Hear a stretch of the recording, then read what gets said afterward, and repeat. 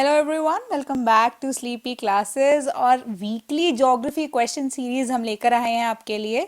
तो let's get started. देख लेते हैं सबसे पहले क्वेश्चन क्या है। So the first question is the energy of the sun is wasted in which of the following process. First, photo electric emission, second nuclear fission, third nuclear fusion and fourth temperate emission. तो kindly mark your answers please.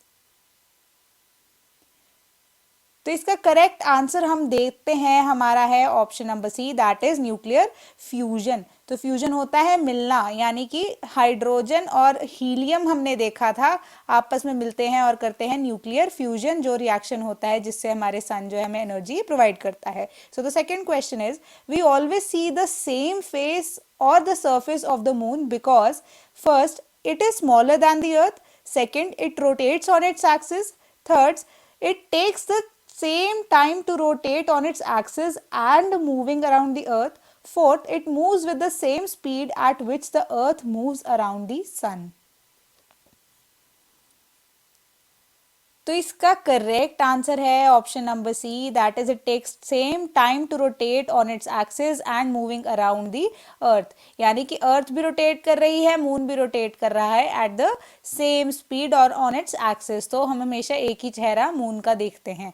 So the next question is, troposphere is the most warm part of the atmosphere because first it is closer to the sun, second it contains charged particles, third it gets warm from the heat of the surface of the earth, fourth it produces heat. तो इसका correct answer है again option number C, that it gets warm from the heat of the surface of the earth. मैंने जब आपको NCERT पढ़ाई थी, इसमें मैंने आपको बताया था कि यहाँ पे कन्वेक्शन का प्रोसेस चलता है। तो कन्वेक्शन के प्रोसेस से क्या होगा, जो हमारी टेरेस्ट्रियल हम हीट बोलते हैं या टेरेस्ट्रियल हमारी एनर्जी होती है, वो जाती है वापस से रिफ्लेक्ट होकर एटमोसफेयर की तरफ, अर्थ की तरफ से, जिस वजह से कन्वेक्शन के मेथड से जो है ट्रोपोस्फेयर हमारी चार्ज हो जाती है, क्योंकि यहाँ पे डस्ट पार्टिकल्स और वाटर वेपर्स बहुत ज़्यादा हाई कॉन्टेंट में होते हैं। So next question is, what is the study of moon called? First, selenology, second, cosmology, third, iridology and fourth, planetology. तो इसका करेक्ट आंसर है option number A, that is selenology. ठीक है जी। तो the next question is, the largest delta of the world is first निपोर delta, second Sicily delta, third Ganga delta and fourth Caspian delta.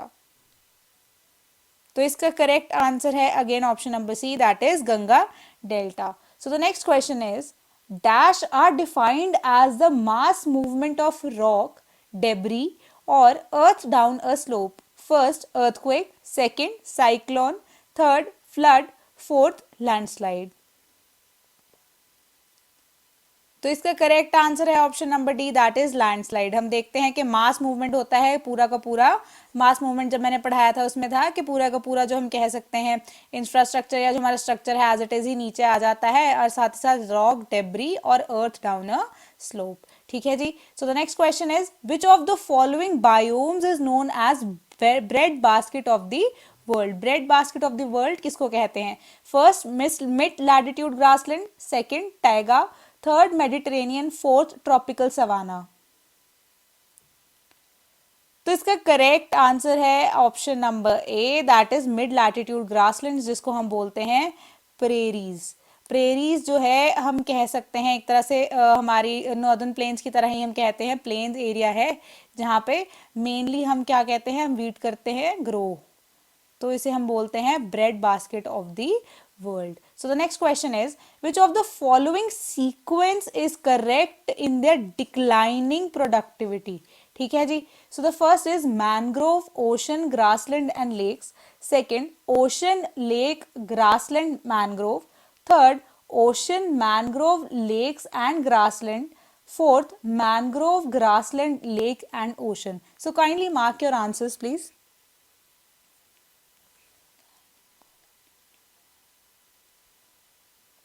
तो इसका करेक्ट आंसर है option number C, that is ocean, mangrove, lakes and grassland.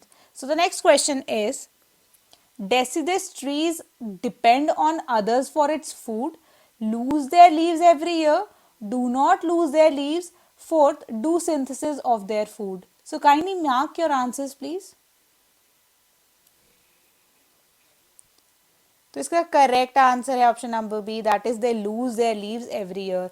तो हम डेसिडुस forest को जब आगे discuss करेंगे तो हम ये देखते हैं कि डेसिडुस ट्रीज जो है उनका ये फीचर रहता है कि वो सीजनल होते हैं। सीजन के एंड में हम देखते हैं कि उनके ट्रीज जो है वो शेड हो जाते हैं, एक फीचर होता है। So the next question is what is known as soil free farming? First hydroponics, second humidity upgradation, third interlude crops, fourth sericulture. तो इसका करेक्ट आंसर है option number A, that is hydroponics. तो hydroponics की technique में हम देखते हैं gravel, sand और रॉक्स के बीच में हम क्या करते हैं, उगाने की कोशिश करते हैं हम प्लांट्स को, ठीक है, और उसको फीड करते हैं सारे न्यूट्रिएंट्स।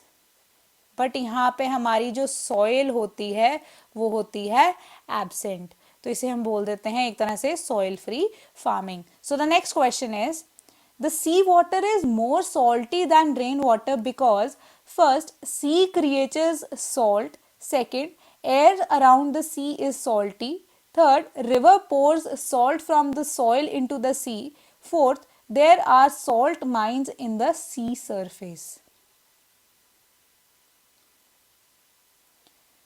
तो इसका करेक्ट आंसर है option number C, that is a river pours salt from the soil into the sea. तो कमेंट बॉक्स में बताइएगा कि इस प्रोसेस को हम क्या कहते हैं। So the next question is what is the full form of ITCZ? A intertropical converter zone, B intertropical convergence zone, C intertropical centre zone, D none of these. तो इसका करेक्ट आंसर है option number B, that is intertropical convergence zone. So the next question is which of the following has maximum diurnal temperature difference? Diurnal बोलते हैं हम daily को बोलते हैं हम, यानी कि डेली डिफरेंस मैक्सिमम और मिनिमम टेम्परेचर का मैक्सिमम कहाँ पे रहता है। First is desert, second mountains, third plateau, fourth ocean.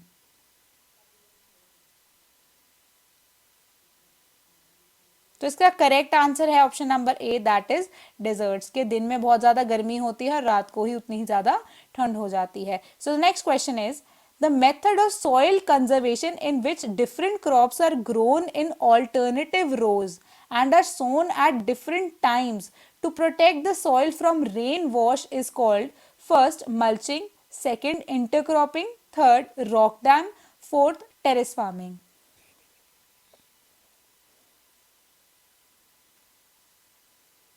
तो इसका करेक्ट आंसर है option number B, that is intercropping, जो कि नाम से ही हम देख सकते हैं कि डिफरेंट क्रॉप्स यहाँ पे ग्रो हो रही है, इंटर एंड क्रॉपिंग, ठीक है जी। So the next question is the largest ecosystem of the earth is first biome, second hydrosphere, third lithosphere, fourth biosphere.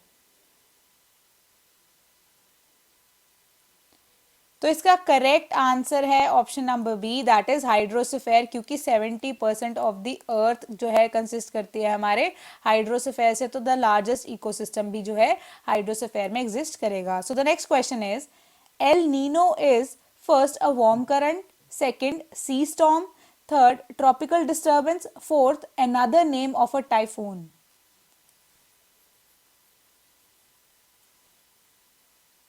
तो इसका करेक्ट आंसर है option number A, that is a warm current, जो कि ये Pacific ocean में हम देखते हैं पाया जाता है। And similarly La Nino is also called a boy, ठीक है, और जो ला नीना की अगर हम बात करते हैं that is a girl and it is a, हम कह सकते हैं कोल्ड करंट, ठीक है जी। So the next question is where is the world's deepest trench, Marianas Trench, located? First Indian Ocean, second Atlantic Ocean, third Arctic Ocean and fourth Pacific Ocean। तो इसका correct answer है option number D, that is the Pacific ocean. So the next question is a wide inlet of sea usually concave in shape is termed as first strait, second sound, third bay, and fourth fjord। तो इसका correct answer है option number D, that is the sound, ठीक है, और जो ला नीना की अगर हम बात करते हैं that is a girl and it is a, हम कह सकते हैं कोल्ड करंट, ठीक है, और जो ला नीना की अगर हम बात करते हैं that is a girl and it is a cold current, तो इसका करेक्ट आंसर है option number B, that is a Pacific ocean. So the next question is तो इसका करेक्ट आंसर है option number C, that is a bay. तो bay को जब भी हम चेक करते हैं या देखते हैं, मैप पे लोकेट करते हैं, तो इसकी हमारा हम कह सकते हैं, क्योंकि बे जो है हमारे वाटर बॉडीज़ के इरोजन का एक प्रोसेस होता है, हम देखते हैं। तो वाटर बॉडीज़ या हम वाटर करंट्स की बात करते हैं, उसकी वजह से बे की फॉर्मेशन होती है। तो उसके फीचर में ही या बे के फीचर में ही हम देखते हैं कि ये साथ ही साथ बे का फीचर है कि ये कनकेव इन शेप होता है। So the next question is, the Great Barrier Reef in the world's largest coral reef is located in first Caribbean Island, second Australia, third Philippines, fourth Indonesia। तो बहुत ही simple question ये आपके लिए। तो इसका correct answer है option number B, that is Australia. ठीक है जी। So the last question is, capital of Nagaland is, again बहुत सिंपल क्वेश्चन है ये। First Itanagar, second Kohima, third Dispur, fourth Shillong. तो इसका करेक्ट आंसर है option number B, that is Kohima. तो ये सेवन सिस्टर्स में से एक हमारे नागालैंड और उसका कैपिटल है कोहिमा।